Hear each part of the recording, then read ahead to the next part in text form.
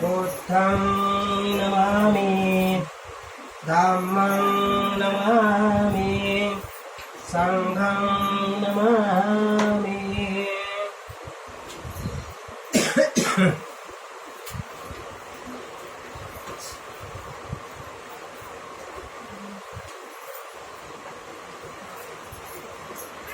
नमो तस्स भगवतो अरहतो सम्मा सम्बुद्धस्स।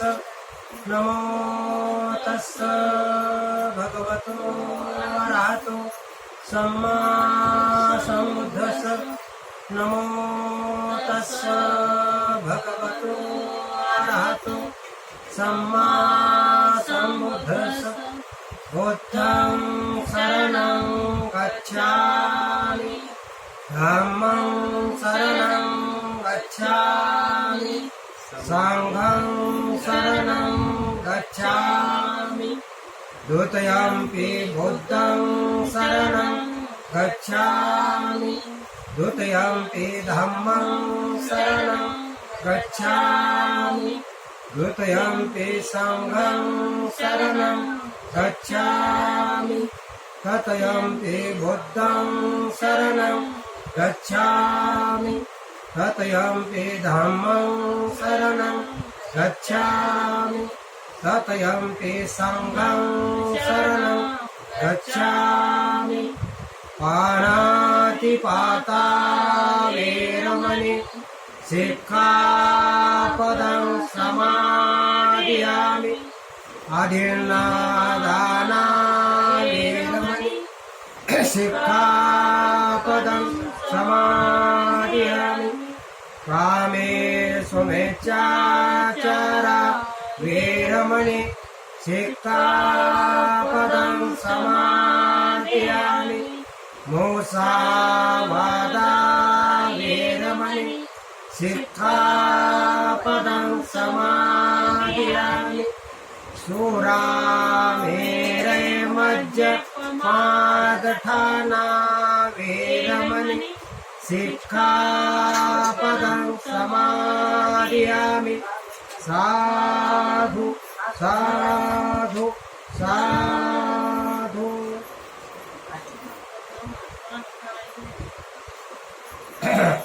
जगत वंदनीय जगद्गुरु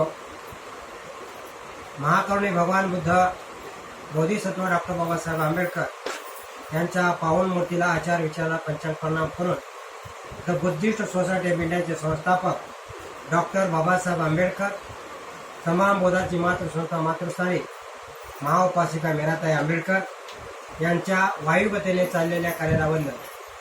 कार्याध्यक्ष भीमरावजी आंबेडकर, संस्थेचे सल्लागार बाळासाहेब आंबेडकर यांनाही माझा सविनय जय भीम। उपस्थित अनुपस्थित किंवा जे कोणी पाहत असतील त्या सर्वांना माझा सविनय जय भीम। नियमितप्रमाणे आज या ठिकाणी आपण भगवान बुद्धांनी त्यांचा धम्म डॉक्टर बाबासाहेब आंबेडकर लिखित या ग्रंथाचे आपण पठण आणि श्रवण करत आहोत। तेव्हा कृपया हा नियमितपणे दर दिवस चालणारा हा जो कार्यक्रम उपक्रम आहे तेव्हा आपण सर्वांनी वर्षावास ग्रंथ वाचन टाईप करून रोजच्या रोज यूट्यूबवरती पाहत राहावे। यूट्यूबवरती सबस्क्राईब करून हा भाग पाहत राहावा। दर दिवस नवीन नवीन भाग समजा देत आहे, म्हणजे समजा संपूर्ण ग्रंथ वाचन चालू आहे तेव्हा कृपया आपण पाहायला विसरू नका। तेव्हा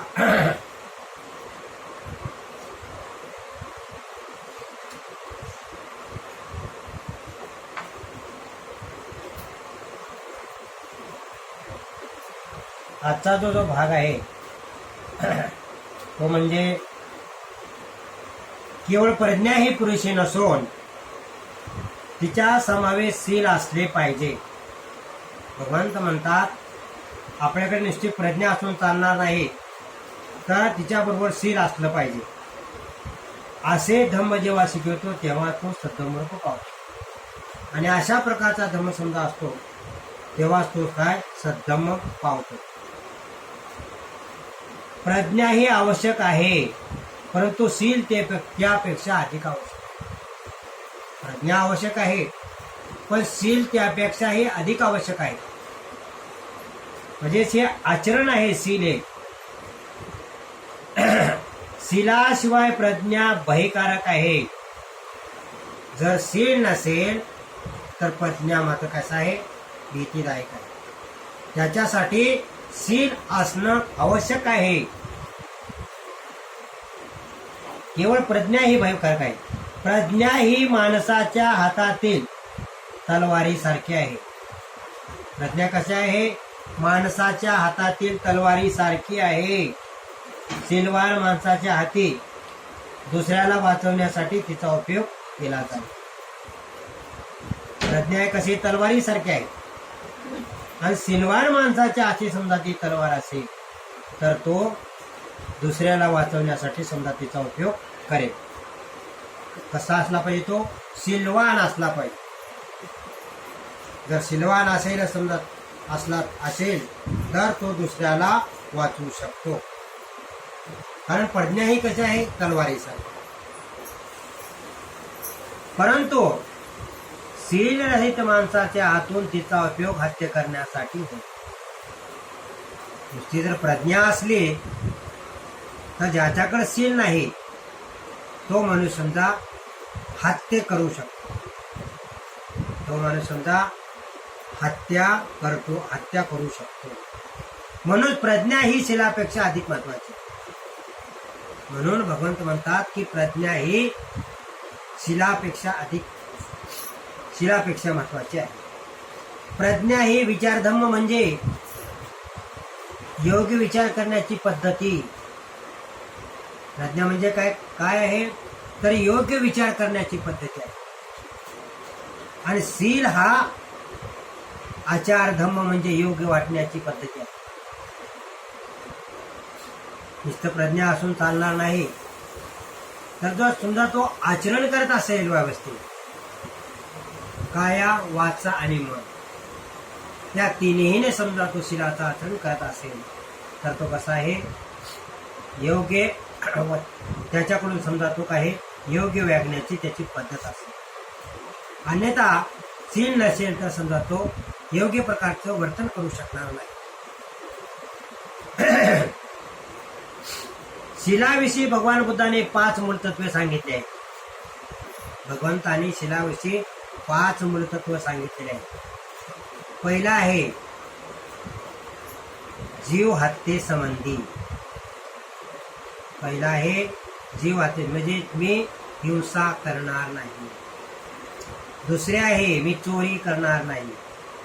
अदिन्ना दाना वेर म्हणजे मी चोरी करणार. तिसरे आहे वैशावी कामे सुमिच्छाचारा वेर म्हणजे अनैतिक संबंध. मुसावाद चौथा आहे मुसावादा वेर म्हणे शिक्का. आणि 5वे आहे सुरा मेरै मद्यपमाद ठाणावी म्हणजे मी कसल्याही प्रकारचं छोटं मोठं व्यसन करणार नाही, कुणाला कर म्हणून सांगणार नाही आणि कुणाला करण्यासाठी उत्तेजन देणार नाही. अशा प्रकारचे हे भगवंताचे शील आहेत. आणि हे शील असेल तर समजा ती प्रज्ञा कसा आहे, त्या प्रज्ञेचा उपयोग व्यवस्थित होऊ शकतो. आणि त्याच्याकडे नुसती प्रज्ञा असली तर त्याच्या हातून समजा हत्या होऊ शकते. जर शील त्याच्याकडे असेल तर तो हत्या करू शकत नाही, चोरी करू शकत नाही, मद्यपान करू शकत नाही, खोटे बोलू शकत नाही. त्याच्यासाठी हे शील आवश्यक आहे.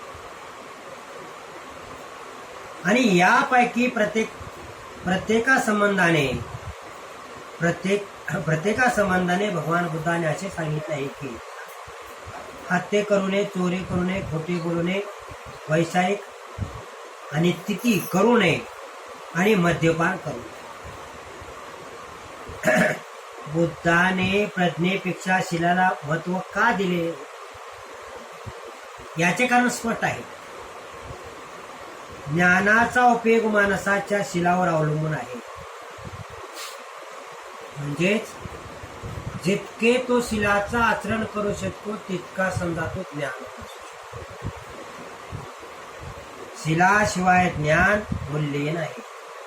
शील नसेल तर त्याच्या ज्ञानाला किंमत नाही. त्याच्या ज्ञानाला मुळीच किंमत नाही असे एके ठिकाणी म्हणतो. दुसऱ्या ठिकाणी तो म्हणतो शिला समान या जगात दुसरे काही नाही. भगवंताच्या धर्मामध्ये शील हा भगवंताचा आधार धर्म आहे. भगवंताचा धर्म शिलावर आधारलेला आहे. म्हणून भगवंत म्हणतात की शिला समान या जगात दुसरे कोणतेही काही नाही. शील हा प्रारंभ आणि शेवट आहे. शिलापासून सुरुवात होते आणि शिलापासूनच शेवट होते. भगवंताचं म्हणणं सर्व कल्याणाचे उगमस्थान आहे. शील कसं आहे? सर्व कल्याणाचे. कल्याण करायचं असेल तर शिलाचं आचरण आवश्यक आहे. आणि शीलच हे कल्याणाचे उगमस्थान आहे. सर्व चांगल्या अवस्थातील ती सर्वोत्तम अवस्था आहे. सर्व अवस्थामधील चांगली अवस्था कोणती असेल तर शीलाचं आचरण करणं. म्हणून आपले शील शुद्ध करा. म्हणून भगवंताने सांगितले की आपले शील शुद्ध करा. धम्म जेव्हा प्रज्ञा आणि शील याच्याशिवाय करुणेची आवश्यकता प्रतिपादते तेव्हा तो सद्धर्मरूप पावतो. आता इथे काय सांगितले? शील आणि प्रज्ञा. तर इथे काय? धम्म जेव्हा प्रज्ञा आणि शील याच्याशिवाय करुणेची आवश्यकता प्रतिपादते. नुसतं प्रज्ञाशील असूनही चालणार नाही, तर त्याच्यासाठी करुणेची सुद्धा आवश्यकता असते पाहिजे. तेव्हा तो सद्धर्मरूप पावतो असं भगवंत म्हणतात. बुद्ध धर्माचे अधिष्ठान काय आहे या संबंधी काही अंशी मतभिन्नता आहे. लोकांची मतभिन्नता आहे. प्रज्ञा हीच केवळ त्याच्या धम्माचे अधिष्ठान आहे असं काही लोकांचं मत आहे. करुणा हीच त्यांच्या धम्माचे अधिष्ठान आहे असं काही लोकांचं मत. पण या वादामुळे बुद्ध अनुयायी दोन शाखा उत्पन्न झाल्या. एक शाखा म्हणजे प्रज्ञा हीच बुद्धाचे अधिष्ठान आहे, तर दुसरी शाखा म्हणते करुणा हीच बुद्ध धम्माचे अधिष्ठान आहे. या दोन्ही शाखा अद्यापही एकमेकापासून विभक्त झाल्या आहेत. आजही समजा त्या शाखा भगवंताचा या धर्म जे आहे त्यांचं म्हणणं असं आहे की एक मार्गापासून तुमचा कोणत्या शाखा या वादामुळे म्हणजे शाखा एक शाखा म्हणजे प्रज्ञा हीच बुद्ध धम्माचे अधिष्ठान आहे, तर दुसरी शाखा म्हणते करुणा हीच बुद्ध धम्माचे अधिष्ठान. आणि या मतभेदामुळे हे दोन्ही शाखा आजही समजा एकमेकापासून समजा अलग झालेल्या आहेत. भगवान बुद्धाच्या शब्दाची कसोटी या दोन्ही शाखांना लावली असता या दोन्ही शाखा चुकीच्या वाटल्या. तर या लोकांनी समजा अशा प्रकारची कसोटी लावली, तर भगवंताच्या मते समजा या लोकांनी जी अशी कसोटी लावली ती कसोटी समजा चुकीची आहे असं म्हणण्यात त्या लोकांचं. प्रज्ञा ही बुद्ध धम्माचा एक आधारस्तंभ आहे. प्रज्ञा ही एक बुद्ध धम्माचा आधारस्तंभ आहे, याबद्दल मतभेद नाही.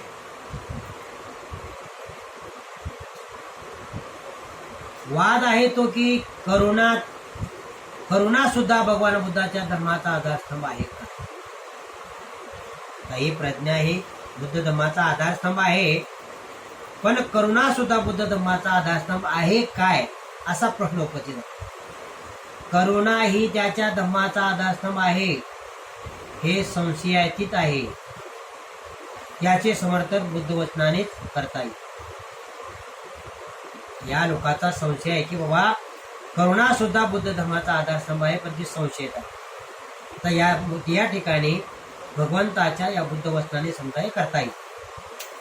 पूर्वी गांधार नावाच्या देशात एका भयानक रोगाने पचडलेला एक वृद्ध भिक्खू होता. तो ज्या ज्या ठिकाणी उठत अथवा बसत असे ती जागा मलिन होई. तो गांधार देशातील एका विहारात राहत असे. कोणीही त्याच्या जवळ जात नसे किंवा त्याला संकटात सहाय्य करीत नसे. तर या ठिकाणी समजा त्याचं उदाहरण दिलेलं आहे करुण्यासाठी, समजा भगवान बुद्धाच्या याच्यासाठी, किंवा करुणा सुद्धा भगवान बुद्धा धम्माचा आधारस्तंभ आहे. तर त्याच्यावर एक उदाहरण दिलेलं आहे इथे. गांधार देशामध्ये एक भिक्खू होता, आणि तो भिक्खू इतका रोगाने पीडित होता की तो ज्या ज्या ठिकाणी जायचा त्या ठिकाणी समजा त्या जाग्याची एवढी दुर्गंधी यायची, म्हणजे समजा काय तर घाण पडत असेल त्याचं रक्त पडून एवढी असं त्या जाग्याची दुर्गंधी यायची. मग त्या भिक्षूची किती दुर्गंधी येत असेल.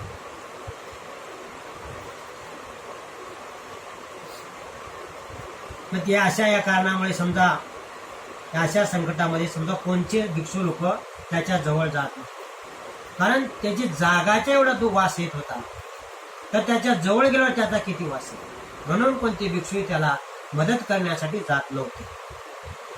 एकदा भगवान बुद्ध आपल्या 500 अनुयायांस तेथे गेले आणि आवश्यक पाणी भांडे गरम पाणी घेऊन ते म्हातारा भिक्खू जेथे पडलेला होता त्या ठिकाणी सर्व भिक्खूंचे येऊन ते पोहोचले.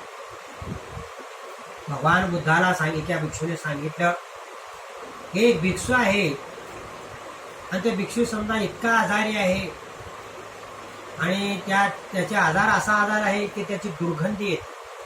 तो ज्या ज्या ठिकाणी जातो त्या जागेची सुद्धा दुर्गंधी येते, इतका वास येतो की त्या वासामुळे कोणता भिक्षूही त्याच्याकडे जात नाही. ही गोष्ट भगवंताच्या कानावर आहे. तेव्हा भगवंताने आपले 500 भिक्षू होते, 500 भिक्षू संघासह भगवंत त्या पीडित भिक्षूला भेटण्यासाठी गेलेले आहेत. तिथे जाऊन पोहोचले. त्या जागेला एवढी दुर्गंधी येत होती की त्या सर्व भिक्षूंना त्या माणसा संबंधी घृणा वाटू लागली.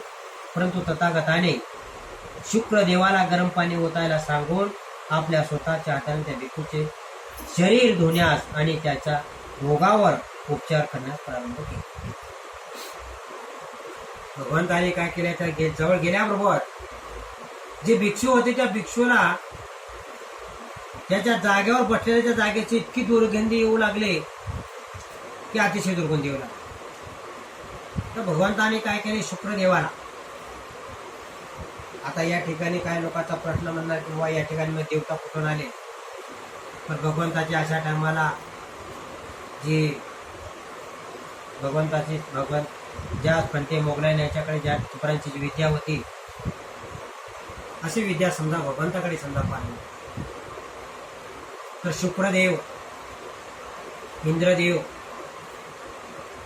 त्या लोकांना समजा, कारण ते साम्यक समबुद्ध होते, त्या पृथ्वीवर ते एकच साम्यक समबुद्ध राहू शकतो.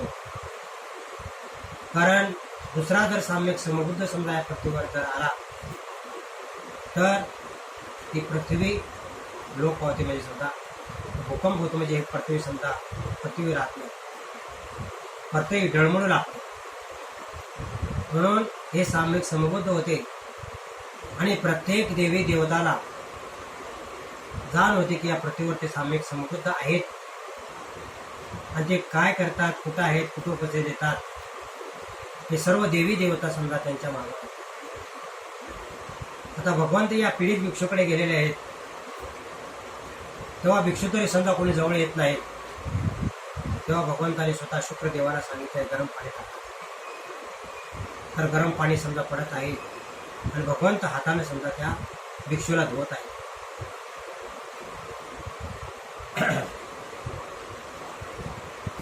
असे म्हणतात की तेव्हा धरणीकंप झाला आणि त्या स्थान एकदा दिव्य प्रकाशाने इतके भरून गेले की राजा, त्याचे प्रधान, देव आणि नाग लोक तेथे सत्वर धावत आले आणि भगवान बुद्धाची पूजा केली.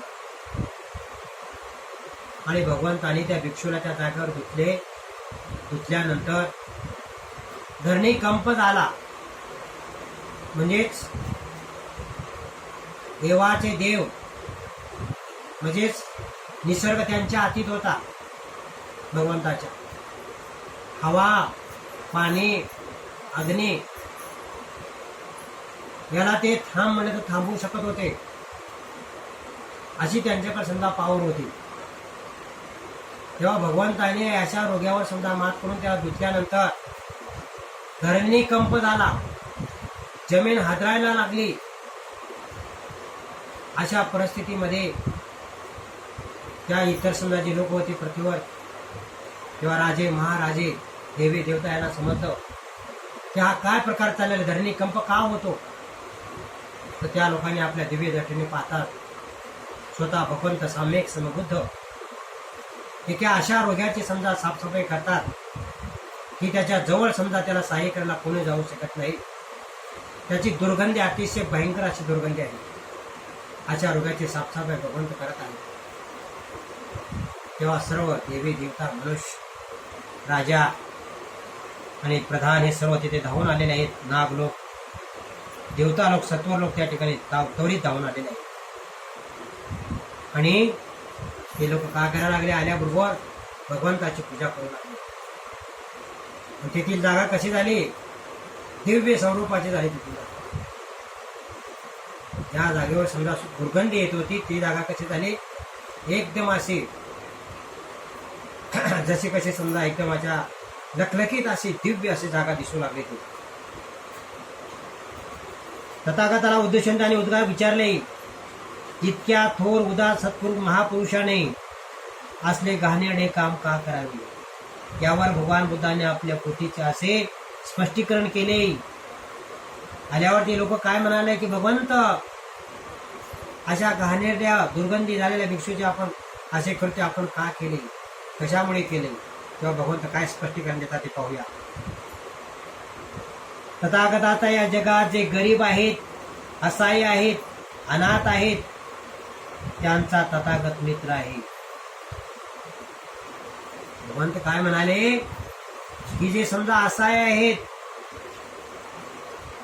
जे अनाथ आहेत, या जगामध्ये जे गरीब आहेत, तर तथागत त्याचे काय करतात, सहाय्य करतात. त्या अनाथाचे सहाय्य करतात. तथागत काय आहेत, अशाच लोकांचे मित्र आहेत जे शारीरिक व्याधींनी पछाडलेले आहेत, मग ते श्रमण असो अथवा कोणी असो. जे शारीरिक व्याधीने समजा पछाडलेले आहेत, मग ते श्रमण असो म्हणजे भिक्षू असो, उपासक असो की कोणीही असो, त्या ठिकाणी समजा अशा प्रकारचे लोक जाऊन त्याचे समजा सहाय्य करतात. अथवा इतर कोणीही असो त्यांची सेवा करण्यासाठी ते दरिद्री, अरक्षित आणि वृद्ध आहोत त्यांना सहाय्य करण्यासाठी आहे. इतरांना आपल्यासारखेच करायला प्रेरणा देण्यासाठी तथागताचा जन्म. जे दरिद्री आहेत, जे गरीब आहेत, जे अनाथ आहेत, जे वृद्ध आहेत, अशा लोकांचं